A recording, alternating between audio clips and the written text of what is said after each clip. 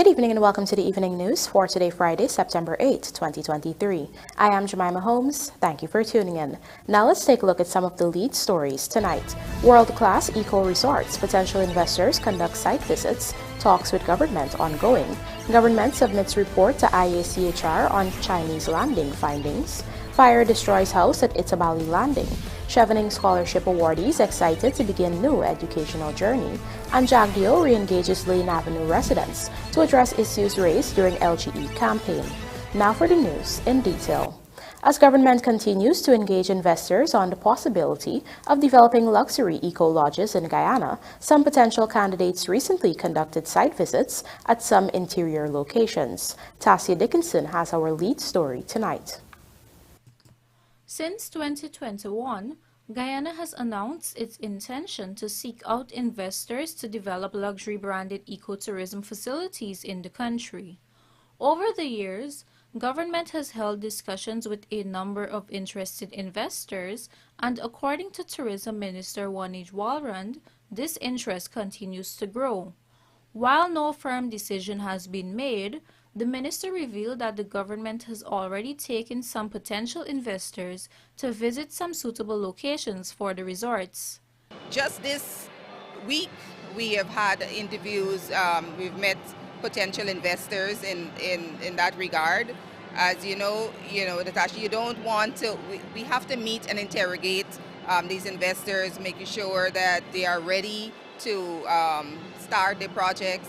So far, there have been two very serious potential investors, and we took them around to the different locations this week to let them identify which areas and the things. So that has been going well. There has been a lot of interest involved, but as government, we still have to be careful and make sure that people are not languishing with the project. So we want to make sure that the projects are ready to go forward. So that is what has delayed somewhat the actual announcement and start turning, but it's happening, and there has been a lot of interest generated. Minister Walrand speaking with reporters on Friday. It has been reported that the development of a world-class eco-resort is needed to meet the demands of Guyana's growing tourism industry. It was also noted that the eco-resort will be linked to the sun, sand, and sea concept. Meanwhile, Minister Walrand has revealed that the construction of the Tourism and Hospitality Training Institute has begun, with secured funding of US $11.6 million from the Caribbean Development Bank.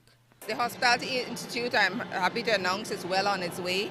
The CDB, we had to repurpose the project to conceptualize what we want for a hospitality institute, which is something state-of-the-art, something that is fit for purpose for where we see our tourism sector growing and booming. And the project, as previously conceptualized, did not envision that. So we had to enlarge the facility, add more sort of state-of-the-art kitchens and for people to be trained.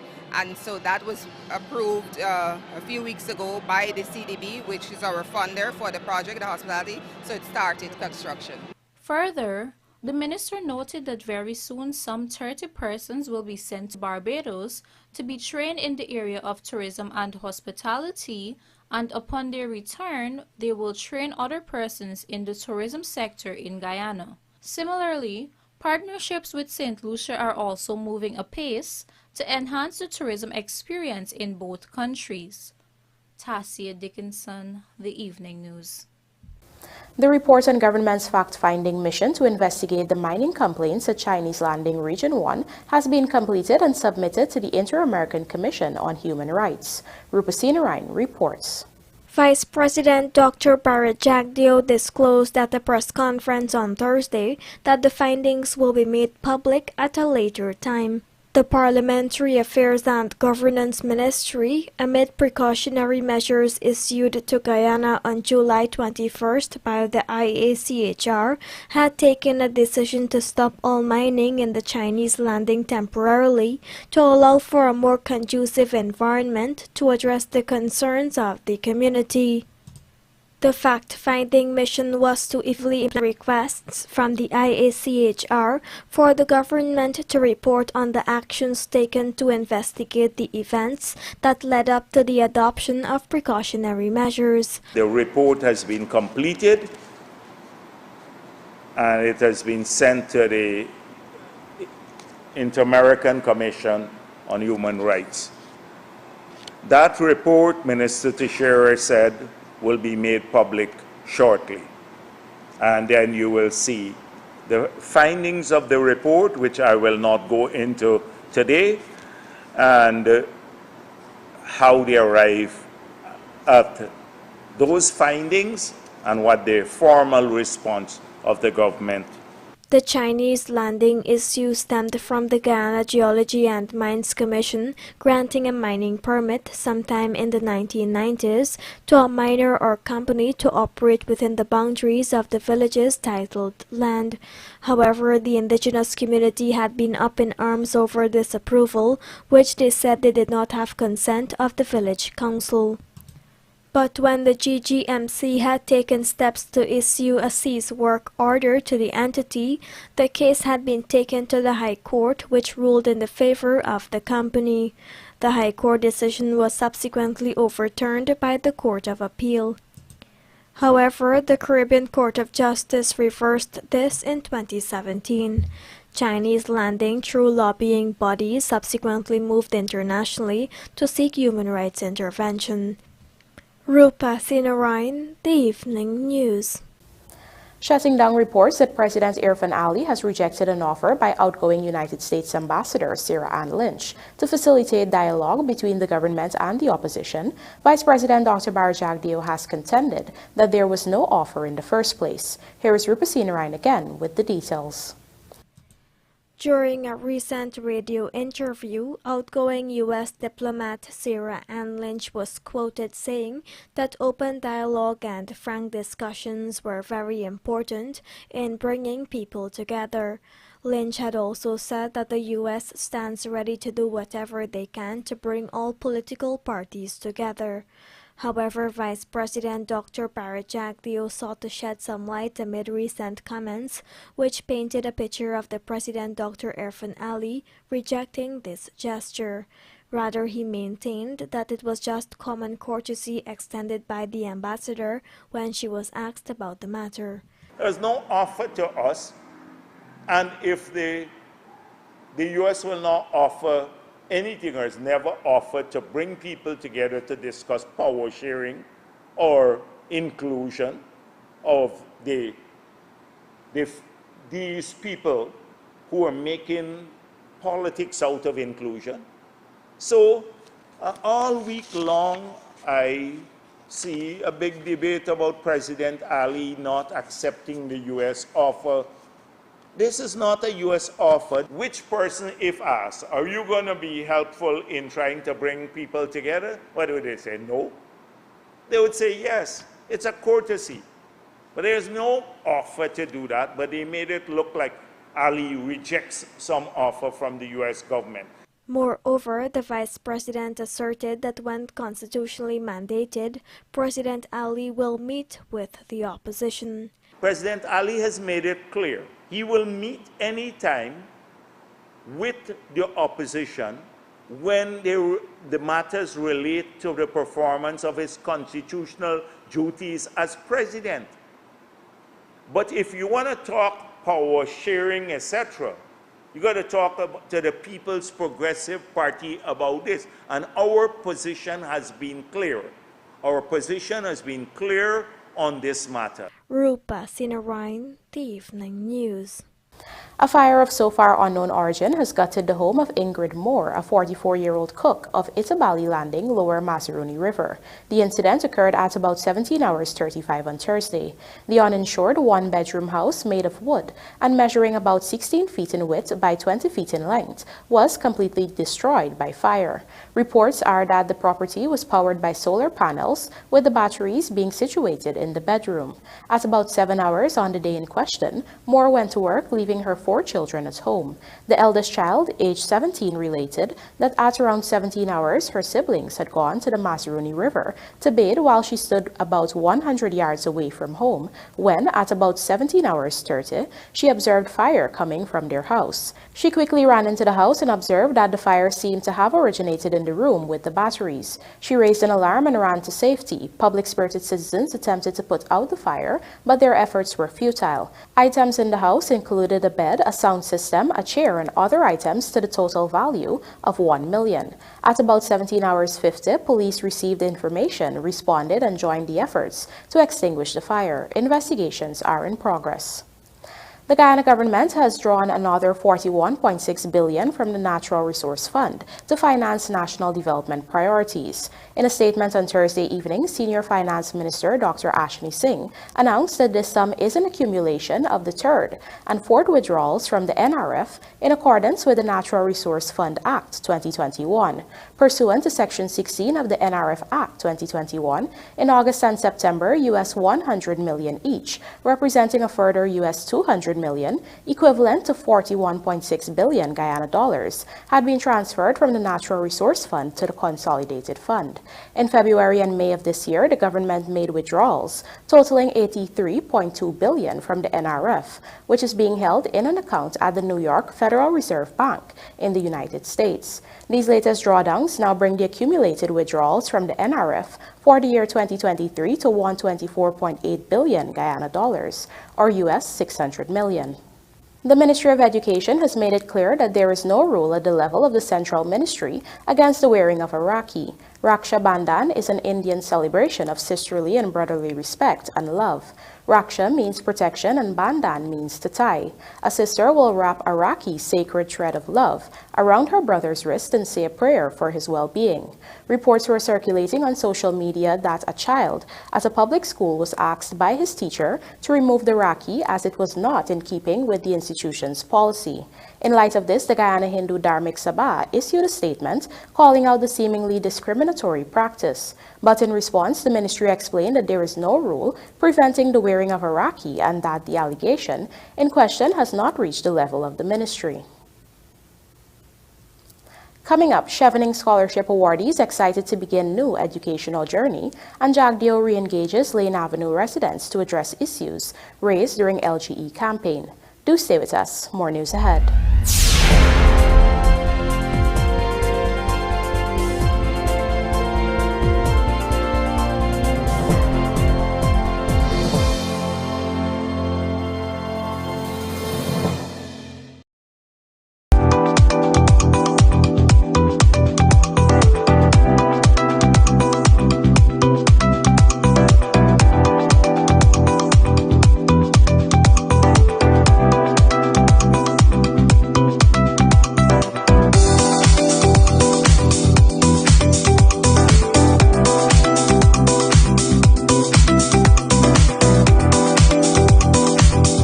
Come visit us on Waterloo Street. John Lewis Styles. Superbet, your best bet. Bet as you enjoy your live matches today. Place your live bets at www.superbet.gy on any of your favorite matches and watch your winnings grow. Must be 18 years and older. Terms and conditions apply. Play responsibly.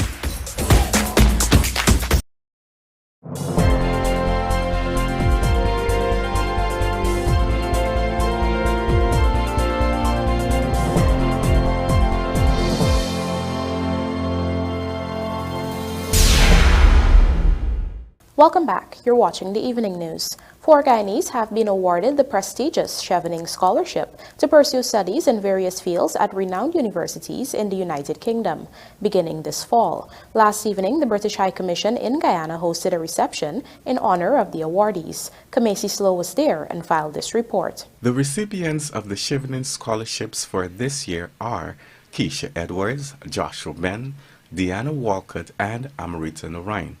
On Thursday evening, they were honored by the British High Commission in Georgetown during a reception ceremony. Keisha Edwards, owner and creative director of the fashion brand Shasha Designs, spoke with the Evening News on what motivated her to apply for the scholarship. Well, the reality is, if I'm being very honest, is I didn't know that Chevening was an opportunity for me because over the years, when you looked at the persons who received the scholarship, there wasn't anyone in the creative industry. And I was encouraged by some alumni who said, you know what, you are Chevening material. And I said, okay, I'm going to go for it. And I'm really excited about the journey thus far. This master's isn't just for me. It is for the entire creative industry because everything that I learned, I will be coming back home, as I always do, and sharing, you know, the information with my peers and persons who are passionate about being a part of the creative industry. Also receiving a scholarship for creative data science and AI, Amrita Narayan spoke on some challenges that exist in Guyana that she is hoping to return to address. Some of the challenges that I see in Guyana have to do with data-driven insights. And through going to the UK, I'm studying my master's in data science and AI for the creative industries. I noticed that there is this huge loophole here, and that is something that I hope to change through coming back to Guyana and starting my own market research company. Meanwhile, Joshua Ben, another scholar, is an attorney at law at tutorial lecturer at the University of Guyana's Department of Law. Ben will pursue an LLM in oil and gas and renewable energy law.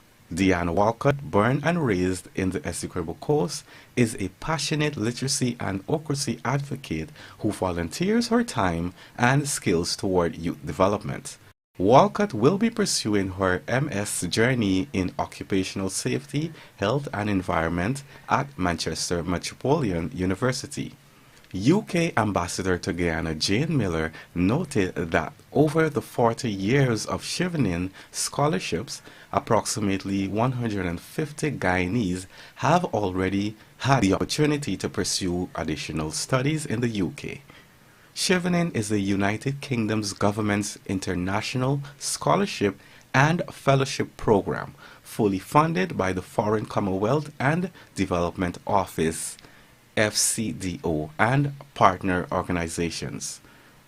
Chevening scholars study subjects in almost any field and go on to implement their ideas for positive change in a range of sectors. I am Kamisi Slow, reporting for the Evening News. Our Berbice correspondent Andrew Carmichael joins us now to report on the launching of Education Month in Region 6, where officials underscored their commitment to ensuring equal opportunities for all children. Here is this story. This year, Education Month is being observed under the theme, Investing in People, Changing Lives. The official launch in Region 6 took place on Friday at the Department of Education's building at Philadelphia Street, New Amsterdam. Regional Education Officer Satish Udit pointed out that the theme chosen this year was most appropriate since Guyana is experiencing a wide range of changes. Education continues to be the foundation upon which Guyana's future and prosperity is built. Even in a time when the country's economic landscape is rapidly changing, Guyana has made significant progress in the field of education. The development of enhancement of educational infrastructure has been one of the most notable accomplishments. More students now have access to high quality of instruction. Meanwhile, Region 6 Chairman David Aragon, in underscoring the importance of education, noted that no country will be able to develop and to do so at a faster rate if its population is not educated. We have seen many countries who would have had independence at the same time like us, countries like Singapore and others, who today are classified as first world countries, even though they would have gained independence at the same time like us. But one of the differences that they were able to educate their population. And once you have an educated population, investors will come to those countries to invest because you don't have to bring people from other countries to work there. And so you have a ready-made labor force that you can depend on, highly qualified, very educated to do the work. With Amerindian Heritage Month also being observed, Friday's Education Month launched focused on that aspect as well. This year, Heritage Month is being observed under the theme Sustaining Our Cultural Heritage and Identity while Contributing to One Guyana. We believe that our Armenian brothers and sisters should have equal opportunities like the persons who live on the coast of the earth. Every Guyanese have the same access to all the goods and services that we produce in Guyana. And so our Armenian brothers and sisters, the development of their communities are also important for us. And that is why our government has been spending huge sums of money in Armenian communities to make sure that we can bring them in line with the schools and everything else, the social facilities, water, electricity, and all the other facilities that we enjoy in the coastal areas.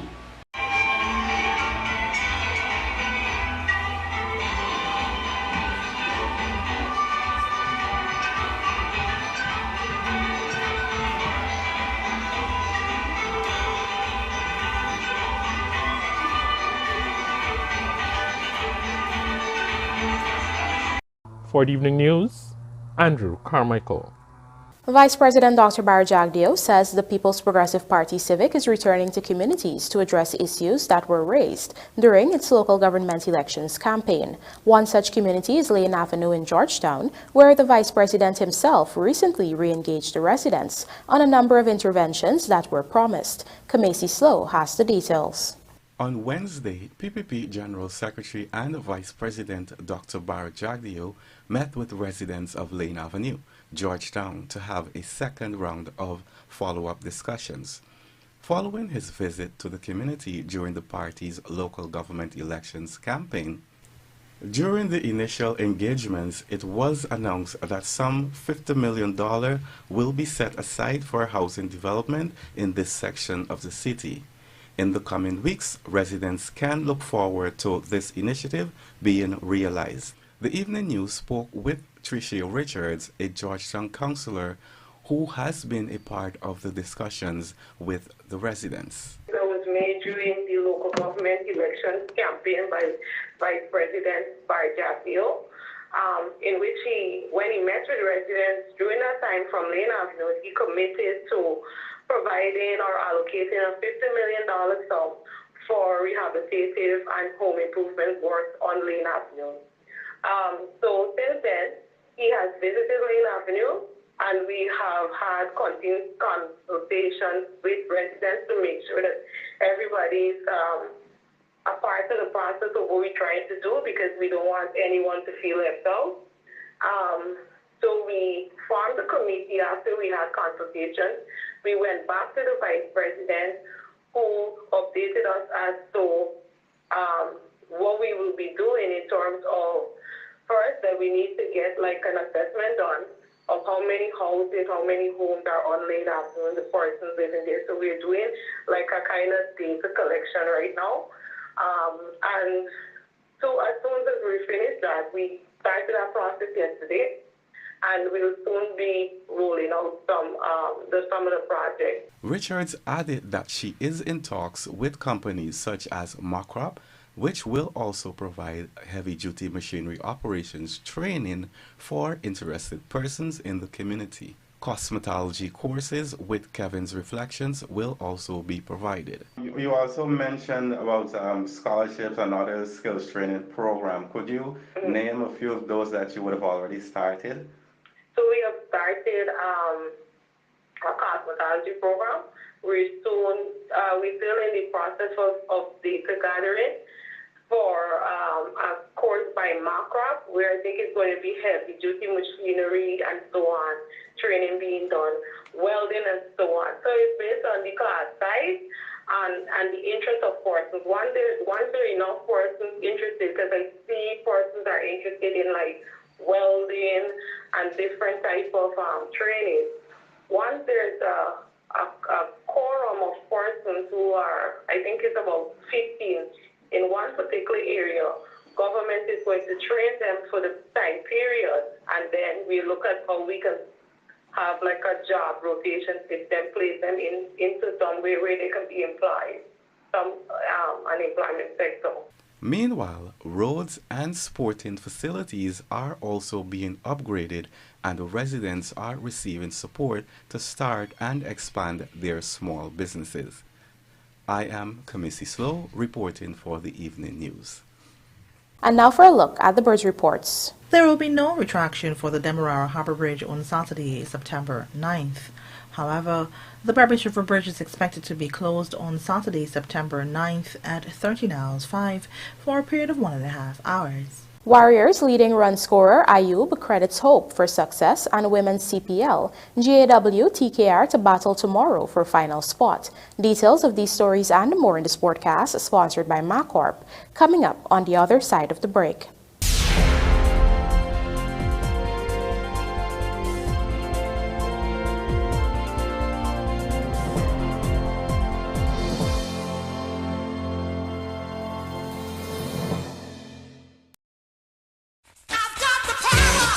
Complete control of power is in your hands with the ultimate U.S. brand Generac generators from Sylvie's Variety Store. Get the supply and reliability you need every time. From 1,800 to 8,000 watts of power for residential and commercial use. Recoil and electric start with gasoline engines. Generac generators from the authorized dealers Sylvie's Variety Store.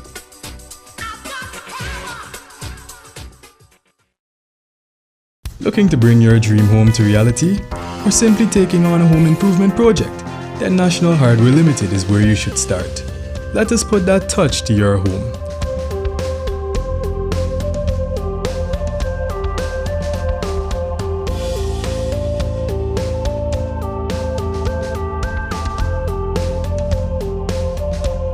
Choose from over 1,000 Berger Paint original hues for any surface.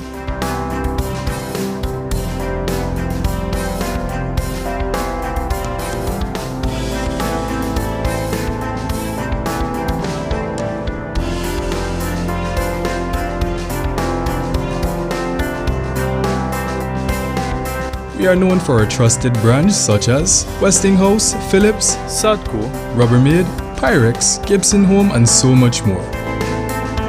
National Hardware Limited, your do-it-best store. Located in downtown Georgetown,